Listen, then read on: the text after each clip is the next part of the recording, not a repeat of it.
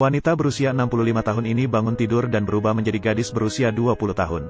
Namun dia masih tidak menyadari perubahan ini, dan dengan tergesa-gesa mengejar tas segi empat yang dikejar oleh kereta segi empat yang berjalan. Sehingga tidak menyadari bahwa tubuhnya yang tua bisa berlari secepat itu untuk mengejar kereta. Petugas kebersihan melihat riasan wajahnya dan merasa aneh.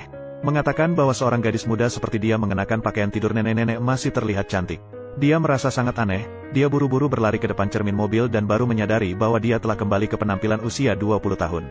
Ketika dia kembali ke rumah, dia masih tidak bisa mempercayainya, seorang pria muncul dan membuatnya takut untuk mundur. Dia menarik tangan wanita itu dan berkata, "Saya adalah orang yang membantu Anda kembali muda, jangan lupa perjanjian kita." Namanya Sumai, sejak kecil dia harus membantu orang tuanya karena alasan keluarga mereka tidak memiliki waktu untuk berkumpul. Setelah menghadapi banyak kesulitan, dia akhirnya lulus dari universitas, tetapi ayahnya tidak mengizinkannya untuk melanjutkan pendidikan. Oleh karena itu, sampai usia 65 tahun, beliau masih menjadi seorang perawan tua.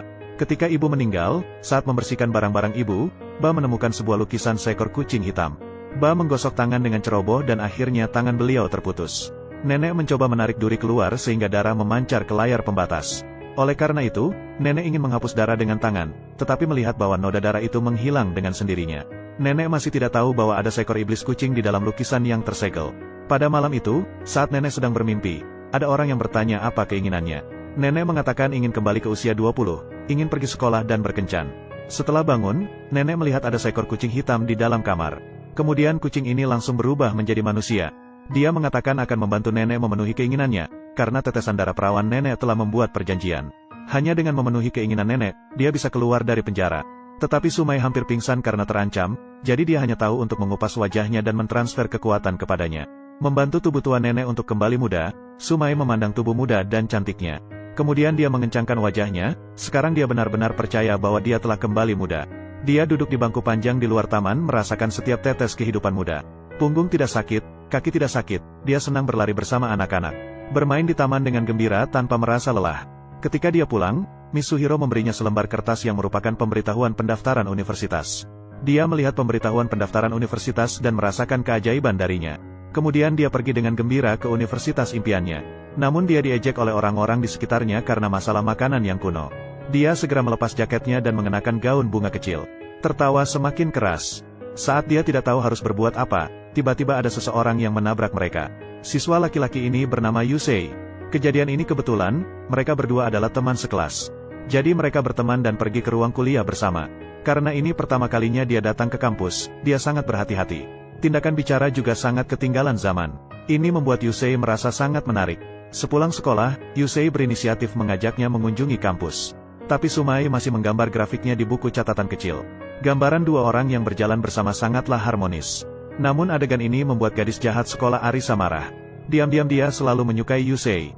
Jadi dia memutuskan untuk memberi pelajaran pada teman sekelas barunya. Gadis ini terlihat sangat muda dan cantik, namun kenyataannya dia adalah seorang wanita berusia 65 tahun yang baru pertama kali mengunjungi KTV.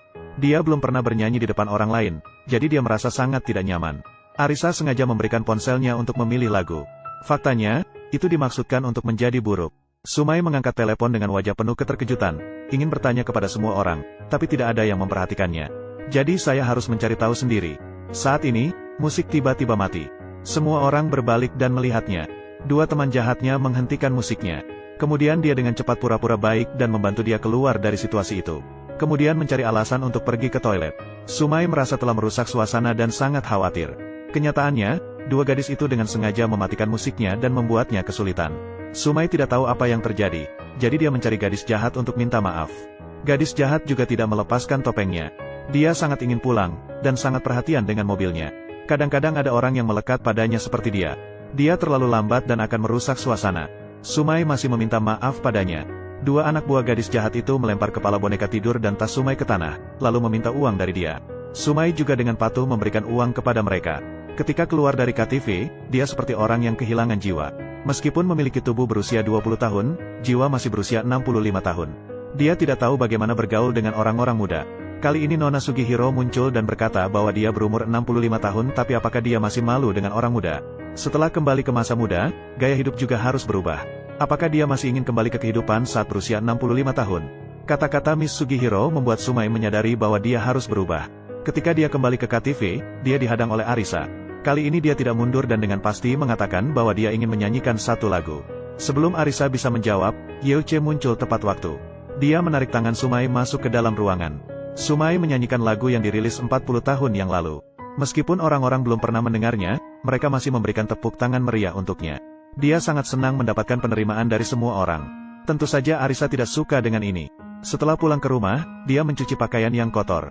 Saat ini hidung tiba-tiba bergerak. Di tubuhnya tiba-tiba terpancar cahaya yang membutakan mata.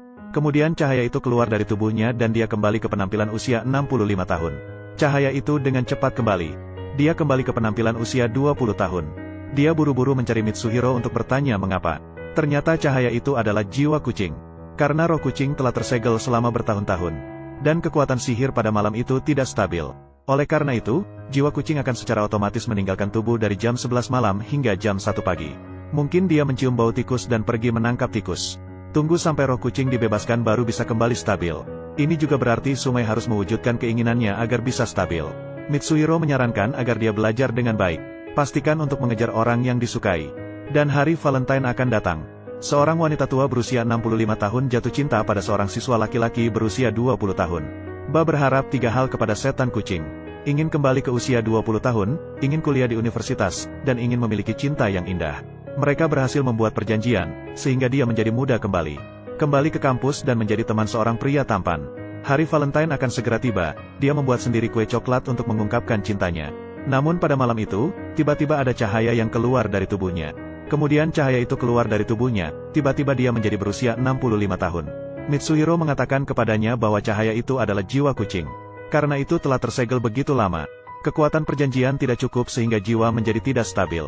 Dari jam 11 malam hingga jam 1 pagi, keadaan ini akan muncul. Untuk menyelesaikan masalah ini secara menyeluruh, dia harus memenuhi keinginan dalam perjanjian. Hanya dengan begitu dia bisa melepaskan segel pada Mitsuhiro. Dan jiwa kucing dalam tubuhnya bisa menjadi stabil. Tiba-tiba pada pukul 1 malam, tubuhnya kembali ke usia 20 tahun. Tetapi dia terlihat menghormati dan dekat dengan Yeoche. Hubungan mereka sebagai teman di atas cinta membuat Mitsuhiro gelisah. Jadi, dia menyarankan agar dia segera meningkatkan kecepatan dan memperkuat hubungan fisik saat tepat. Pada hari Valentine itu, Sumai mengumpulkan keberanian untuk memberikan coklat. Tapi tak disangka, dia kalah cepat dengan Arisa, dia panik dan diam-diam memasukkan coklat ke dalam tas. Ketika dia pulang ke rumah, tiba-tiba hujan turun. Mitsuhiro mengatakan bahwa dia akan ada tamu. Dia pasti harus membiarkan orang itu tinggal. Sumai tidak berpikir begitu, bagaimana mungkin ada orang yang datang saat hujan lebat seperti ini. Sebelum dia selesai berbicara, bel pintu berbunyi. Yeoche berdiri di depan pintu. Ternyata dia menemukan dompetnya di jalan dan dengan sengaja membawanya untuk dia. Setelah memberikan dompet, Sumai segera menariknya kembali, memintanya untuk menunggu hujan reda sebelum pergi. Menurutku, hadiah untuk pria dan wanita tidak cocok. Mitsuhiro datang tepat waktu. Dia mengatakan bahwa dia sudah menyiapkan air mandi untukmu. Lalu dia memperkenalkan dirinya sebagai kerabat Sumai. Dan dia secara khusus menekankan bahwa Sumai selalu mengingatmu setiap hari. Jika masih ada orang di dalam rumah, maka Yusei tidak akan ragu lagi untuk mencintaimu. Kamu bisa santai berendam di bak, sementara Sumai membantu kamu menyiapkan perlengkapan mandi. Mitsuhiro datang untuk membantu lagi, mengatakan bahwa jika kamu membantu dia dengan membawa barang, maka masalah itu dianggap selesai. Sumai dengan cepat menolak, Mitsuhiro menyalahkanmu karena membuang kesempatan yang dia usahakan untuknya. Ternyata Mitsuhiro diam-diam mengambil dompetnya dan melemparkannya di jalan yang kamu lewati. Hanya dengan begitu cerita cinta mereka bisa melewati hujan dan angin, mengorbankan dompet. Meskipun Mitsuhiro ingin dibebaskan dari segel dan menghabiskan banyak tenaga. Tapi Sumai merasa dia sudah berusia 65 tahun, cintanya hanya membuatmu merasa terganggu. Hanya dengan berada di sampingmu sudah cukup. Mitsuhiro juga merasa tidak berdaya. Setelah mandi, Sumai sudah menyiapkan makan malam. Keduanya sedang berbicara dengan canggung. Mitsuhiro kembali beraksi. Dia memberikan coklat yang Sumai ragu untuk memberikannya, mengatakan bahwa dia membuatnya sendiri untuk diberikan kepada kekasihnya. Dia juga mengatakan bahwa bantal dan selimut sudah siap untuk tinggal dan beristirahat. Hal ini membuat Sumai tidak tahu harus bagaimana, dia dengan cepat mengalihkan pembicaraan ke topik lain. Kemudian dia mengusir Mitsuhiro pergi ke tempat lain, melihat kekasihnya makan coklat juga membuat Sumai senang. Keduanya memahami perasaan satu sama lain, semakin mereka berbicara, semakin sedikit rasa canggung dalam udara. Ketika kekasihnya bersiap untuk mengungkapkan perasaannya, hidung Sumai tiba-tiba bergerak dan bersin. Pukul 11, dia akan muncul, tetapi saat dia bersiap untuk melarikan diri, dia tersandung pada seutas tali. Dia jatuh ke atas kekasihnya. Ini sudah terbongkar, mengancam dia untuk tidak bergerak. Gadis berusia 20 tahun ini, setelah jatuh, tiba-tiba menjadi nenek berusia 65 tahun. Tapi kebetulan jatuh ke dalam pelukan orang yang dicintai, dia sangat ketakutan. Jika dia terbongkar sebagai seorang nenek, pasti akan mengancamnya untuk melarikan diri. Tapi jika dia berdiri dan pergi sekarang, dia akan terbongkar. Sementara itu, Yusei terus bertanya apakah dia baik-baik saja. Sumai hanya bisa memegangnya agar tidak berbalik. Dia hanya menyesal tidak bisa menyembunyikan wajahnya di tanah. Untungnya, saat itu tiba-tiba mati lampu, dia juga mendapatkan kesempatan untuk pergi. Untungnya, Mitsuyo berhasil melihat pemadaman listrik. Dia mengambil alasan bahwa listrik di rumah tidak nyaman untuk tamu dan mengusir Yusei yang sedang bingung keluar dari rumah. Sumai masih takut untuk mengeluarkan kata-kata dari dalam lemari. Apakah kamu masih khawatir apakah mengusir Yusei seperti itu akan membuatnya marah?